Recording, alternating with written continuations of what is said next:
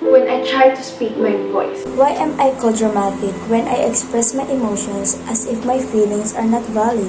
Why do people only see the beauty that I possess and not my value as a human?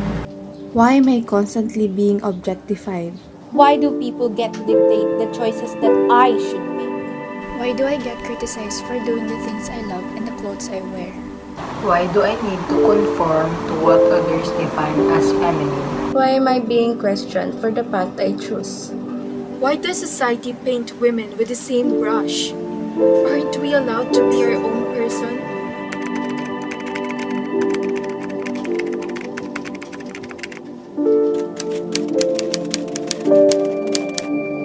Men are not the only ones who engage in sexism and misogyny.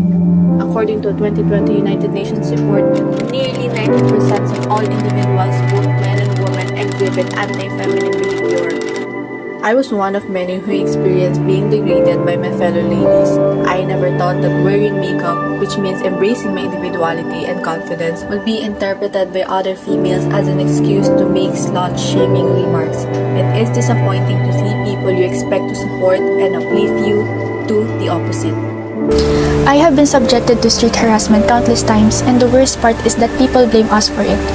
They will always try to make it seem like it's a woman's fault, such as pointing what we wear or the way we behave, when in fact, showing respect is just basic human decency that some people find difficult to do. Researchers from anti-harassment organization IHOLABOC and Cornell University discovered that by the age of 17, 84% of females have been catcalled. What's more concerning is that 13% of a woman at the young age of 10 are also exposed to it. Several people have told me to act womanly because they don't think I fit the stereotypes of what a woman should be. They constantly feel the need to have a say on every little thing women do. It is hard for us to be the person we aspire to become when people keep showing what they want us to be. Little did they know the confidence in us affects our confidence. As shown in the findings of the Welfare Network, 79% of women admit to having low self-esteem. I am the eldest daughter of our family and have 4 younger sisters. Ever since we were a kid, I always heard people talking about how our parents are so lucky to have 5 female children. Not for the reason that we are well-behaved or academically successful, but because they can eventually find wealthy suitors and husbands for us in the future. We often receive judgments for not being good enough at doing household chores. We are expected to be future wives and mothers the same way that other young females are. According to the data from the World Economic Forum in 2019, every year, 12 million girls across the globe marry before the age of 18, which is roughly 33,000 every day or 1 every 2 seconds. There are approximately 650 million women who were child brides and are still alive today. This is a concept that I firmly despise. Why does everyone think that marriage is everything a woman was made for? Women can be equally independent and should have the right to choose what they want to be in the future, rather than having it pre-decided by others. We should be taught that having a man around is not a necessity, rather than teaching us how to be a wife material as if it is a prophecy we need to fulfill. As a former karate player, I was one of the few females on our team. I have endured misogynistic male players and trainers with fragile masculinity for such a long while. They thought highly of themselves and saw women as individuals who could never match their strengths and skills. Even an equal color belt or black belt can change the way they perceive women. Weak-hearted and frail, they couldn't swallow the reality that women are equally capable as they are. Tucker Center for Research on Girls and Women in Sport reveals that 40% of all sports participants are female. However, women's sports receive only 4% of all sports media coverage, and female athletes are much more likely than male athletes to be featured in sexually provocative postures. Just imagine how many more athletic capacities are invalidated because of misogyny and sexism.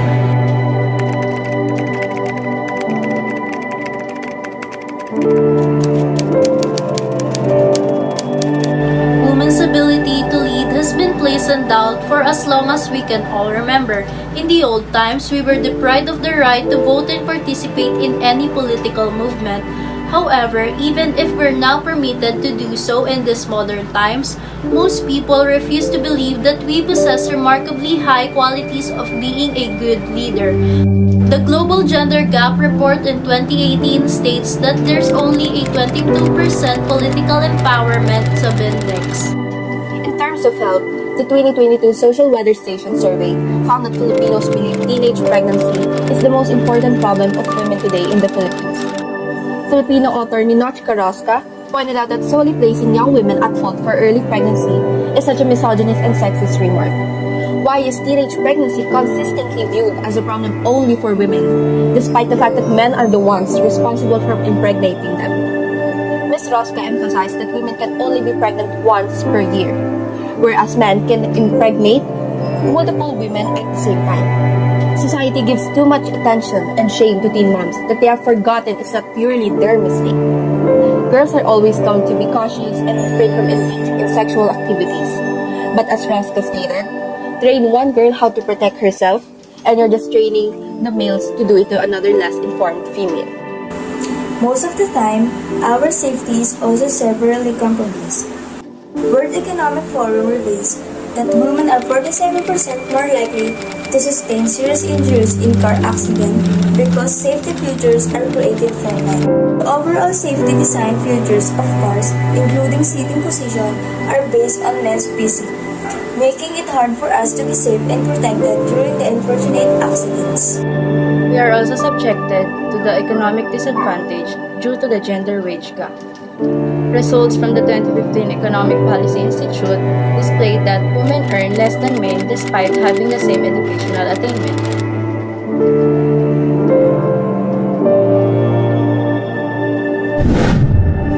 I am a woman, and I get to decide who I can be without being apologetic for it. I will not let others question the path I take. I am my own definition of feminine. I will wear whatever I want and continue to do things I love. I make my own choices, and I am brave for it.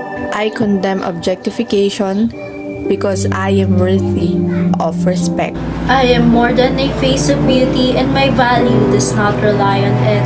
I have valid emotions, and I am free to express it.